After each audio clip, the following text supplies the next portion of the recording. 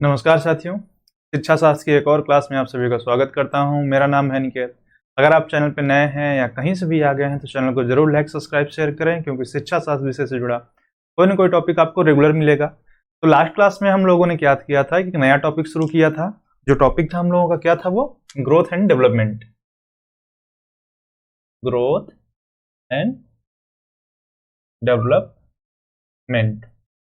तो हम लोगों ने अपनी लास्ट क्लास में ग्रोथ एंड डेवलपमेंट का कॉन्सेप्ट समझा था कि ग्रोथ एंड डेवलपमेंट होता क्या है, इसको हम कैसे एक्सप्लेन कर सकते हैं, एग्जाम में कैसे लिख सकते हैं, इसके बारे में हमने डिटेल में बात की थी। और उसी सीरीज में थोड़ा सा आगे चलते हैं। और ध्यान देना कि ये बीए 2 ईयर के बच्चों की क्लास के है, लेकिन अगर आप एजुकेशनल साइकोलॉजी से कहीं से भी जुड़े हैं, किसी भी एस्पेक्ट से, तो ये क्लास आपके लिए प्रॉपर हेल्पफुल वाली है। चाहे आप बीएड के स्टूडेंट हो, बीए 2 ईयर हो, या पीजी हो, या एमएड हो, या बीटीसी इवन कर रहे हैं, या टेट सीटेट के लिए तैयारी कर रहे हैं, तब भी आपके लिए प्रॉपर हेल्पफुल होगी ये क्लास। तो आज जो हम लोग देखेंगे इस टॉपिक में, ग्रोथ एंड डेवलपमेंट में, हम स्टेजेस देखेंगे कि ग्रोथ एंड डेवलपमेंट के स्टेजेस क्या हैं। हमें ये भी पढ़ना है, जैसे मैंने कल आपको लास्ट क्लास में डायमेंशंस बताए थे कि वृद्धि एंड विकास के कुछ डायमेंशंस है, तो यहाँ पे हम उनको भी चर्चा करेंगे। लेकिन उससे भी ज्यादा जरूरी चीज है कि हम स्टेजेस देख लें।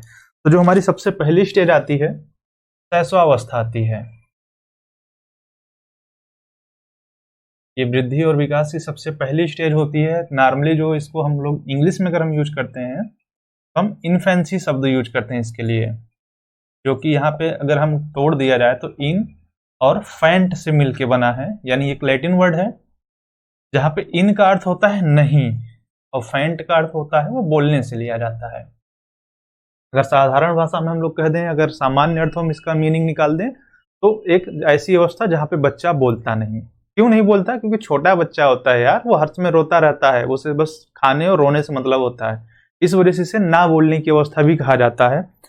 तो ग्रोथ एंड डेवलपमेंट में जो आप लोग आगे पढ़ेंगे, तो सबसे पहली अवस्था यही है, आप लोगों को पढ़ना है शैशवावस्था। नॉर्मली जो साइकोलॉजिस्ट हैं, इसका जो टाइम डिवीजन मतलब इसका विभाजन करते हैं, तो इसको बर्थ से यानी जन्म से 6 वर्ष तक रखते हैं। जीरो मत रखना, मैंने यहाँ पे इसीलिए बर्थ लिख दिया है, क्योंकि जीरो नहीं, जैसे वो पैदा हुआ 1 सेकंड का तो हो ही गया ना, तो उसकी एज और बाकी 9 महीने तो गर्भ में ही रहा है, तो वो जीरो नहीं होता है। अगर कहीं पे जीरो लिख के अगर आ गया ऑप्शन में, आपने मार दिया, तो आपका गलत हो जाएगा। जन्म से 6 वर्ष। बाकी अलग अलग बुक्स, जैसे कि मैं कुछ राइटर बता दूं, एसपी गुप्ता अगर आप पढ़ते हैं, एके सिंह पढ़ते हैं, तो शायद ये लोग आपको जन्म से 6 वर्ष बताएंगे। कुछ पढ़ेंगे और राइटर जैसे एसके मंगल या कुछ फॉरेन राइटर्स पढ़ते हैं, तो जन्म से 3 ईयर्स 2 वर्ष तक ही रखते हैं।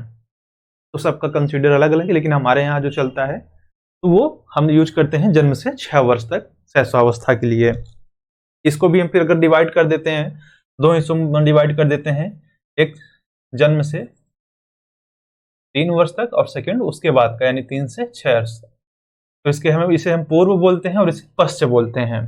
तो ये कभी कभी पूछ लिया जाता है कॉम्पिटिटिव एग्जाम में कि प्री और पोस्ट का कॉन्सेप्ट लगा के। ठीक, चलो दूसरी स्टेज क्या पढ़ना है आपको यहाँ पे। एक स्टेज तो ये हो गई, शैशवावस्था, इन्फेंसी स्टेज आ जाती है। दूसरी स्टेज आती है चाइल्डहुड, जिसको हम बोलते हैं बाल्यावस्था। अब इसका टाइम पीरियड वहीं से 6 से खत्म हुआ ना, तो 7 से 12 वर्ष। कहीं कहीं आपको 6 से भी 12 मिल जाएगा, तो कंफ्यूज मत हो जाना उस चीज के लिए कि 7 से 12 है या 6 से 12। लेकिन जो होता है नियरली 6 से 12 या 7 से 12, दो ही आपको मिलेगा। और इसे एक और नाम दिया जाता है, जानते हो क्या? Dirty age. अब ये आप लोगों के लिए क्वेश्चन मार्क है, डर्टी एज क्यों कहा जाता है। अब अगर आप कोई देख रहा है प्रॉपर, तो वो मुझे कमेंट करके बताना डर्टी एज इसे क्यों कहा जाता है। और भी डिटेल है इसके बारे में, लेकिन जब हम टॉपिक पे रेगुलर अपडेट पे आएंगे तब बाकी चीजों पे डिटेल करेंगे। इसको भी हमारे यहाँ डिवाइड कर दिया जाता है सेम वही स्टोरेज में, जैसे हमने इन्फेंसी स्टेज के बारे में बात की थी, यानी प्री और पोस्ट में। तो ये जाता है 6 से 9 वर्ष और ये जाता है 9 से 12 वर्ष के स्टेजेस में, यानी पूर्व और पश्चिम में। और कहीं कहीं जगहों पे थोड़ा सा मैं और डिफाइन कर देता हूं। जैसे मैंने कहा कि कुछ राइटर हैं अपने अपने अकॉर्डिंग लिखते हैं, तो बाल्यावस्था को 4 साल से ही 12 वर्ष तक ले जाते हैं, समझ रहे हैं। यानी उनके हिसाब से इन्फेंसी स्टेज का टाइम क्या हो जाएगा, उनके हिसाब से इन्फेंसी स्टेज का टाइम हो जाता है जन्म से 3 वर्ष तक, यानी 8 साल या 9 साल का ये टाइम पीरियड दे देते हैं। अब ऐसे में भी जो ये डिवाइड करते हैं तो ये ऐसे डिवाइड कर देते हैं, प्री को दे देते हैं, प्री चाइल्डहुड को 4 से 6 वर्ष, और पोस्ट को दे देते हैं 6 से 12 वर्ष। एज एग्जाम्पल मैं एक बुक का आपको लोगों को नाम बता दे रहा हूँ, एस के मंगल, वहां पे आप लोग पढ़ेंगे तो वहां पे आपको इस तरह मिल जाएगा। लेकिन अगर जो पहले मैंने डिवाइडेशन बताया है तो वो आपको एसपी गुप्ता या ए के सिंह के यानी यहां पे मिल जाएगा। चलिए अब लास्ट स्टेज के आते हैं हम लोग, जो हम लोगों को अपने सिलेबस में पढ़ना है, वो है एडोलसेंस।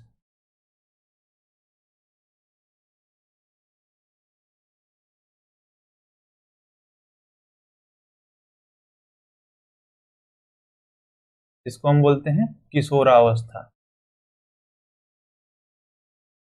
अब जैसे नॉर्मली डिवाइड, क्योंकि देखो अगर इसको एकदम साधारण से कॉन्सेप्ट में कहा जाए ना तो ये 6 का हिस्सा चलता है।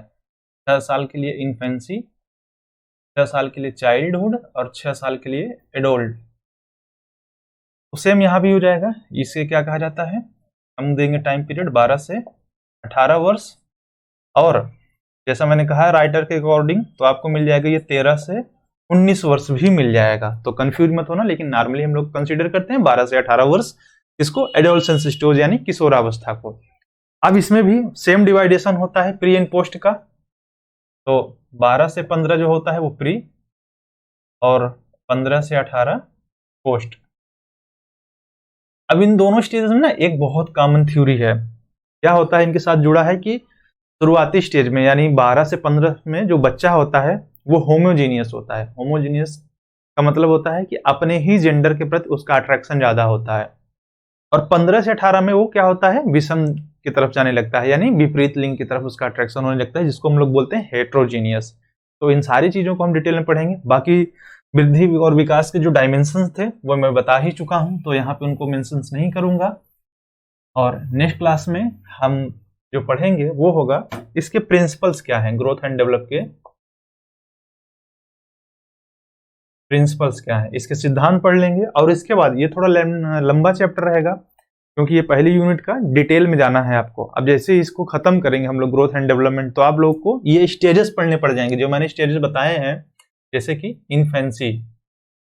अब इन्फेंसी स्टेज के हमें तीनों जितने भी एस्पेक्ट हैं बच्चे के हिसाब से अब हमें पढ़ना पड़ेगा, क्या कि उसका शारीरिक विकास कैसे हुआ, मानसिक विकास किस लेवल का है, सामाजिक विकास कहाँ तक का है, संवेगात्मक विकास कहाँ है, ये एस्पेक्ट पढ़ना पड़ेगा हर एक क्या है स्टेज का, यानी 3 स्टेज और इतने सारे एस्पेक्ट। इस वजह से इसमें क्या होगा, आपको थोड़ा टाइम लगेगा, लेकिन आपको वीडियोस रेगुलर मिलेंगे, इसलिए इसको लगातार देखते रहिए, शेयर करिए, सब्सक्राइब करिए, और हर टॉपिक पे आपको प्रॉपर वीडियो मिल जाएंगे। Thank you.